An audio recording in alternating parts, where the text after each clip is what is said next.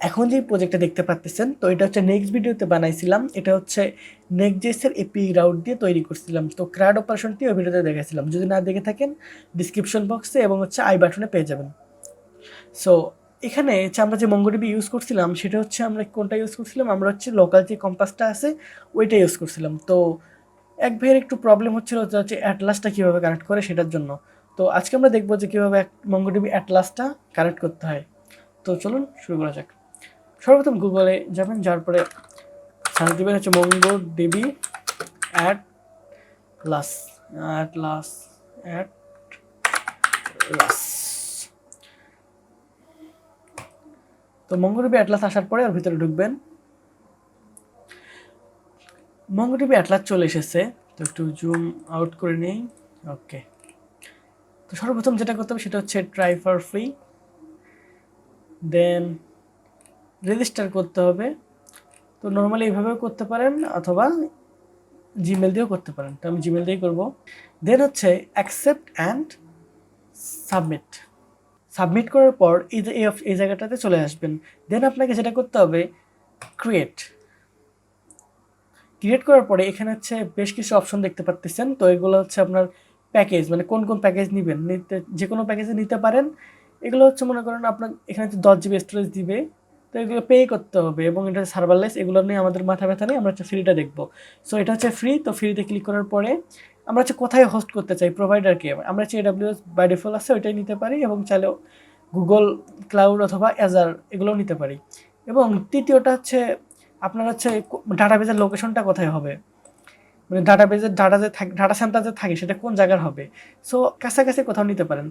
So আমি হচ্ছে মুম্বাইটা হচ্ছে আমাদের সবচেয়ে কাছে, এই জন্য আমি মুম্বাইটাই সিলেক্ট করলাম। আপনার যেটা ইচ্ছে সেটা নিতে পারেন। এবং হচ্ছে ক্লাস্টারের নাম একটা দিতে বলে। ক্লাস্টার হচ্ছে অনেকগুলো ডাটা, যেমন আমাদের একটা ডাটাবেস থাকে, ওর ভিতরে অনেকগুলো কালেকশন থাকে। সো ক্লাস্টারটা কি, ক্লাস্টারটা মনে করেন হচ্ছে ডাটাবেসের কালেকশনের দাদা। তো দাদাটা কেমন, সেটা হচ্ছে একটা, যেমন একটা ডাটাবেসে অনেকগুলো কালেকশন থাকে, সো তেমনই একটা ক্লাস্টারের অনেকগুলো ডাটাবেস থাকে এইভাবে। দেন আপনাকে যেটা করতে হবে সেটা হচ্ছে ক্রিয়েট। সো এইখানে একটা ইউজার নেম এবং একটা পাসওয়ার্ড দিবেন, এবং অবশ্যই পাসওয়ার্ডটা সেভ করে রাখবেন, তাহলে এটা হচ্ছে নেক্সট টাইমে ইউজ করতে পারবেন ইউজার নেমও। এবং চাইলে আলাদা ইউজার তো পরে খুলতেই পারবেন, সেটা নিয়ে সমস্যা নাই। কিন্তু যদি আপনি চান যে বারবার ইউজার ক্রিয়েট না করা, তাহলে হচ্ছে আপনি এই দুটোকে কপি করে ভালো জায়গায় রাখতে পারেন। ক্রিয়েট ইউজার ক্লিক করার পর আমাকে এখানে নিয়ে আসবে। এখানে হচ্ছে আপনি একটা আইপি দিতে পারেন, আপনার মন মতো আইপি দিতে পারেন, অথবা হচ্ছে এটা বাই ডিফল্ট যেটা আছে সেটাও থাকতে পারে। সো আমি আপাতত দিচ্ছি না, সেটা হচ্ছে চলুন আমি ফিনিশ করি। Go to overview. তো আমার ইউজারটি ক্রিয়েট হয়ে গেছে। দেন হচ্ছে আপনি যাবেন হচ্ছে নেটওয়ার্ক ট্যাব, নেটওয়ার্ক অ্যাক্সেস, এখানে যাবেন। যাওয়ার পরে এখানে হচ্ছে শুধুমাত্র যে আইপিটা দেখতেছেন, শুধুমাত্র এই আইপি থেকে আমার ডাটাবেসটাকে অ্যাক্সেস করা সম্ভব। আদারওয়াইজ অন্য কোনো আইপি থেকে আমার এই ডাটাবেসটাকে অ্যাক্সেস করা সম্ভব নয়। এর জন্য আমি একটা কাজ করবো, সেটা হচ্ছে অ্যাড আইপি অ্যাড্রেস। এখানে ক্লিক করবো। এখানে একটা জিনিস দেখতেছেন, সেটা হচ্ছে একটা টগল বাটন। এখানে যদি ক্লিক করেন তাহলে এই ডাটাবেসটার মনে করেন কত একটা আইপি, যে আইপিটা অ্যাড্রেসটা অ্যাড করবেন আপনি, ওই আইপি অ্যাড্রেস থেকে অ্যাক্সেস করা যাবে। সো এখান থেকে আপনি একটা নির্দিষ্ট টাইম সেট করে দিতে পারেন, অতটুকু টাইম পর্যন্তই আপনার ওই আইপি থেকে ডাটাবেসটাকে অ্যাক্সেস করা যাবে। তো আইপি অ্যাড্রেসটা এখানে দিতে পারবেন। সো আমি এটা করবো না, আমি চাচ্ছি যে লাইফ টাইম যাতে অ্যাক্সেস করা যায়। এর জন্য হচ্ছে অ্যালো অ্যাক্সেস ফ্রম এনিওয়্যার। একটা আইপি অ্যাড্রেস আসলো, এখানে কোনো কিছু করার দরকার নেই, ডিরেক্টলি কনফার্ম করে দিবেন। সো একটু ওয়েট করেন। সো কনফিগারেশন হয়ে গেছে, এখন দেখছেন স্ট্যাটাসটা অ্যাক্টিভ দেখাচ্ছে। দেন আপনাকে যেটা করতে হবে সেটা হচ্ছে আপনি দেখেন, যদি আপনি চান যে ডাটাবেসের নতুন একটা ইউজার অ্যাড করবেন, কীভাবে করবেন, ডাটাবেস অ্যাক্সেস এখানে যাবেন। তো আমি সবগুলো ইউজার ডিলিট করে দিছি। এখন হচ্ছে মনে করেন একটা নতুন ইউজার ক্রিয়েট করার জন্য এখানে ক্লিক করলাম। আর যদি একটা ইউজার ক্রিয়েট থাকে তাহলে এই জায়গাতে একটা অপশন পেয়ে যাবেন। সো আমার ইউজার নেই, এর জন্য এখানে একটা অপশন দিল। সো এখানে আমি যে কোনো নাম দিতে পারি, তো আমি এখানে নাম দিলাম হচ্ছে দি ইউজার। দেন হচ্ছে এখানে আমি নিচে কী করবো, এখানে পাসওয়ার্ডটা দিব। এখানে হচ্ছে আপনি এখানে ক্লিক করে পাসওয়ার্ড জেনারেট করে কপি করে নিতে পারেন, অথবা হচ্ছে আপনি নিজের মন মতো দিতে পারেন। সো আমি যেটা কপি করা ছিল ওখানে থেকে নিয়ে দিয়েছি। দেন হচ্ছে আপনাকে যেটা করতে হবে বিল্ট ইন রোল। এখানে হচ্ছে আপনার রোল দিতে হবে যে আসলে এই ইউজার যে বানাচ্ছেন এর ক্ষমতাটা কি। সো এখানে হচ্ছে অনেকগুলো অপশন আছে। একটা হচ্ছে রিড রাইট, মানে ডাটাবেজে ইনসার্ট করতে পারবে, রিড করতে পারবে, এগুলো করতে পারবে। আর নিচেরটা হচ্ছে শুধুমাত্র রিড, মানে অনলি রিড এনি ডাটাবেস, শুধুমাত্র রিড করতে পারবে, রাইট করতে পারবে না। মানে ডাটাবেসে কোনো চেঞ্জেস বা ইডি আপডেট ডিলিট এগুলো কিছু করতে পারবে না।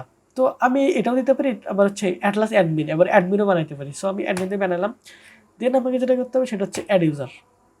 যে কোনো কারণে যদি আপনার যে অ্যাডমিনটা আপনি যখন অ্যাকাউন্টটা ক্রিয়েট করছেন সেটার অ্যাকাউন্টের মানে কাজ যদি না করেন, ব্যাড অথ বা এরকম কিছু একটা দেখায়, তো আপনি চাইলে একটা নতুন ইউজার ক্রিয়েট করতে পারেন। এখানে ক্লিক করেও সুন্দর মতো সেমভাবে করে নিতে পারবেন। সো এখন আমি যেটা করবো, মনে করেন আমি এই যে এখন ডাটাবেসের থেকে মনে করেন আমি ইউআরআইটা নিব। এখানে ইউআরআইটা কই পাবেন, কানেক্টে ক্লিক করবেন। কানেক্টে ক্লিক করার পরে ড্রাইভার্স মানে এগুলোতে অনেক কিছু অপশন আছে, হচ্ছে কম্পাস, শেল বা ভিএস কোড, যেগুলো জায়গা থেকে আপনি অ্যাক্সেস করতে পারবেন। সো আমাদের দরকার হচ্ছে ড্রাইভারটা। ড্রাইভার এখন আপনি কি ইউজ করবেন ড্রাইভার হিসেবে, Node.js ইউজ করতেছেন না কলিন, জাভাস্ক্রিপ্ট, গো, মানে যা ইচ্ছা ইউজ করতেছেন সেটা হচ্ছে আপনি সিলেক্ট করে দেবেন। এবং যদি আপনি মানে ডিরেক্টলি মঙ্গোস ইউজ না করে থাকেন বা অন্য কিছু না ইউজ করে থাকেন, তাহলে আপনাকে MongoDB ইনস্টল দিতে হবে। সো আমি হচ্ছে কি ইউজ করতেছিলাম, আমি হচ্ছে মঙ্গোস ইউজ করতেছিলাম, এর ফলে আমাকে MongoDB ইনস্টল করার কোনো প্রয়োজন নেই। এটা হচ্ছে আমার ইউআরআই। এটাকে আমাকে কপি করতে হবে এবং এটাকে আমাকে হচ্ছে এখানে হচ্ছে আমাকে ইউআরআইটা বসাতে হবে। সো আমি বসাই দিলাম। আমি চাইলে এই জায়গাটা নাও রাখতে পারি। আমি হচ্ছে এখন আপনার ডাটাবেসের নামটা কীভাবে দিবেন, MongoDB-তে কিন্তু একটা অপশন আছে, কিন্তু মঙ্গোসে কীভাবে দেন, মঙ্গোসে দেওয়ার জন্য দেখেন .net, এরপরে হচ্ছে স্ল্যাশ দিয়ে আপনার ডাটাবেসের নামটা এখানে দিতে পারেন।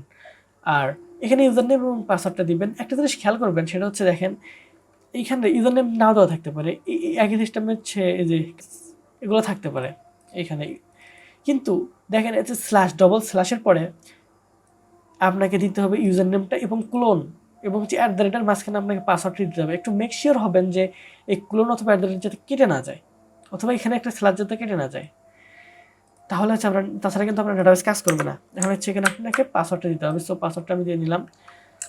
এখন সেভ করি।